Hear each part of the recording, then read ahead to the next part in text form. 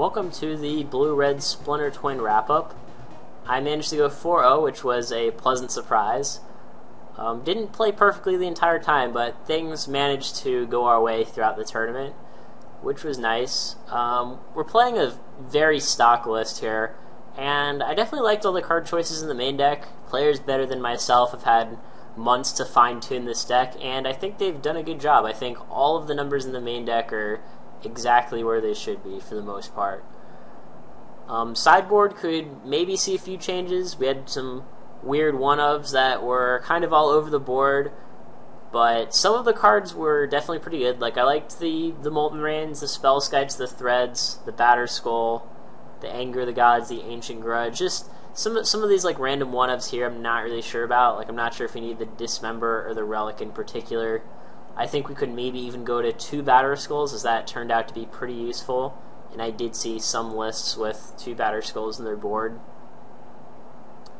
But as far as the rounds went, in round 1 we actually played against a mirror match, another blue-red Splinter Twin deck, and it came down to really tempo and attrition more than actual comboing, which is, I think, the way that matchup plays out for the most part. We have a lot of removal and counter spells. Deceiver Exarch proved to be important because it didn't really die to Lightning Bolt, and cards like Grim Lavamancer and Snapcaster were good just for value, really.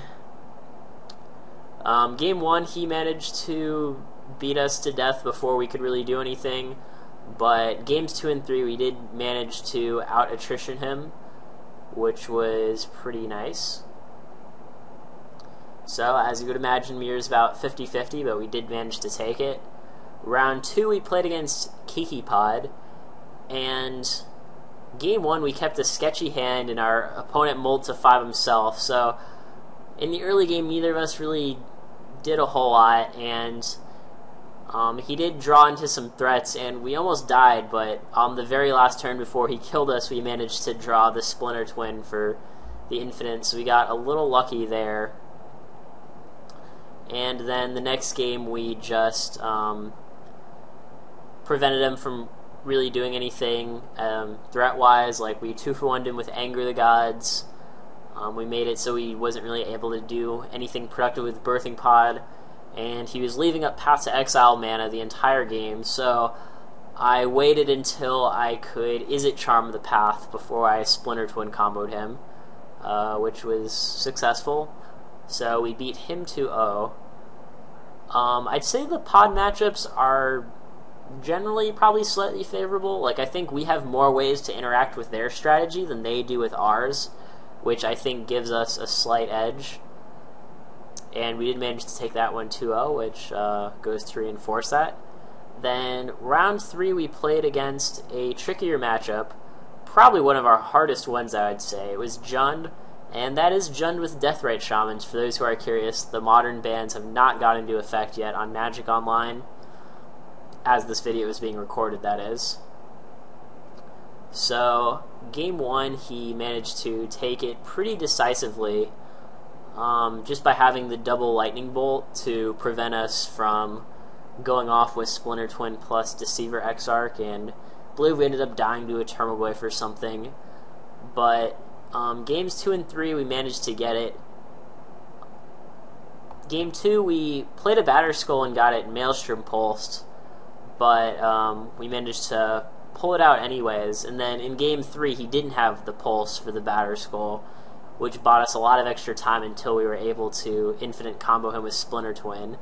The embarrassing thing was, though, of course, that I actually didn't make enough tokens and put him at 1 life, so it took 2 turns for us to kill him with all the tokens, which was kind of funny. Not something that would come up in a real-life game with Splinter Twin, but, you know, you do have to actually count all the tokens in play and make sure it's enough. And then in round 4 we played against Nyazu, had cards like Loam Lion, Termaglyph, even Gorklan Rampager, just sort of the standard cards, Lightning Bolts, Thalia, things like that. Just sort of your standard green, white, red aggressive cards. and both games we managed to infinite Splinter Twin him without much trouble. We, got to peek at his hand, once with the actual peek, and a second time with Vendilion Clique to make sure he didn't have any ways to disrupt our combo. And then we went off. In the post board, Batterskull and Threads of Disloyalty were both quite strong.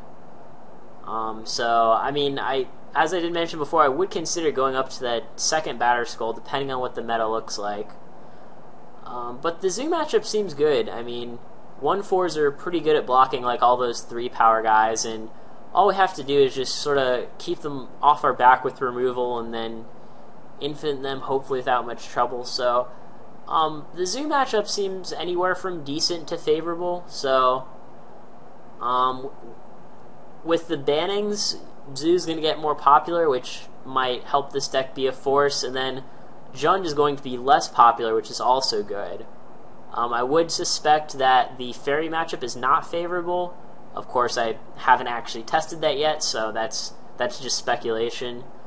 But I definitely think this deck is good. The basics are easy to learn, of course. Like, you don't really need to be a genius to understand how Splinter Twin combos people, but the deck is actually fairly complex.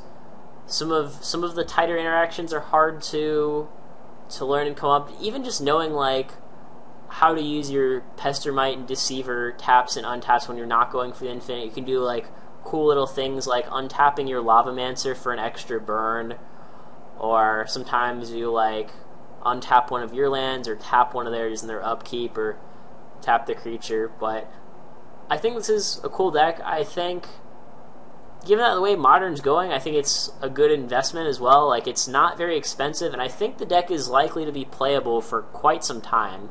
Like, I don't think Wizards is going to ban a card in the deck, and it seems like it's been good for the entire duration of Modern. So I think it's a good choice for the long term, especially if you like these combo control hybrids. I would definitely recommend it. So give the deck a try. Let me know what you think about the deck in the comments.